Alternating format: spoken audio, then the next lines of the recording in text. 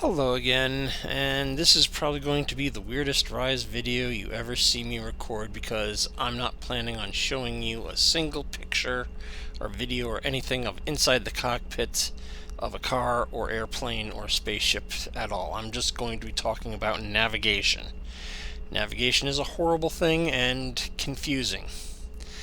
Let's assume we're in this little E11 here, lined up to land at this airport. Yes, I know this is not Rise. I know it's the Bahamas. It's a convenient chart that I had a picture of that I could put stuff on. Okay? So this E11 is coming in and flying directly to the airport here. If you turn the nav on with the airport set as your destination, the nav is going to say 288 degrees. And it'll fly you in on basically the radial. Now, radials are actually measured in real world and navigation from the source. So this would be actually the 108 degree radial versus the 288. But that's even harder to get people to wrap their brains around, so we're just going to deal, and in Rise we only deal with navigational and radials to the destination. Okay? So, we're flying the 288 degree radial in towards the airport. That outer ring, dashed ring here, is going to be air traffic control for this argument here. When you get to that ring, if you just fly straight to it, what happens is when you get there, you see that nice red line, that's what you're flying in. Flying 288 with the nav on, it's all happy, so on and so forth. You get to air traffic control, they talk to you, you talk to them, and you have to make that, let's call it a 70-degree turn to the right. It's a hard turn, and you're descending and so on and so forth.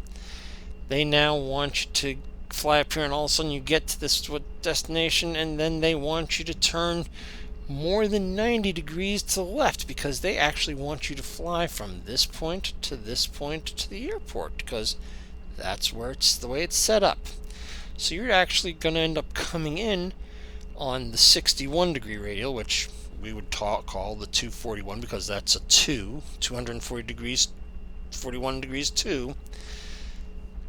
So if you don't plan ahead, what's going to happen is you're going to fly to ATC, turn hard right, turn hard left, and then make that shallow to line up with the airport and runway. It would make much more sense to not fly that route. What you actually want to do is think ahead.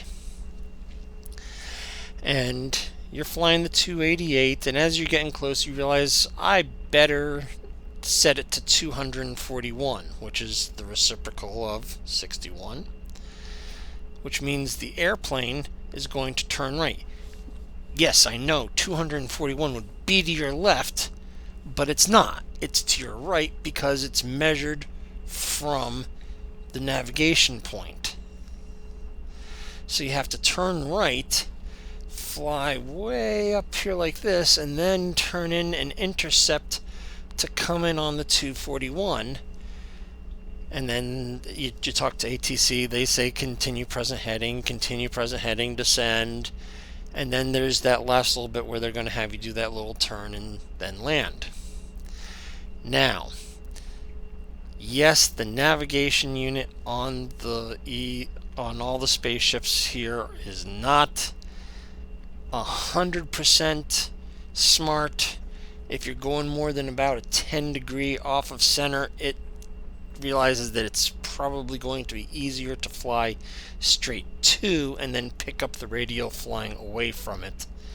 So if you're going to be doing more than about a 10 degree intercept angle, you probably want to manually turn the heading on, fly up to somewhere around here, and then use it to catch in.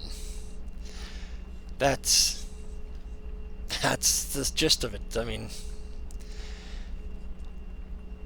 sometimes you have to go right to go left.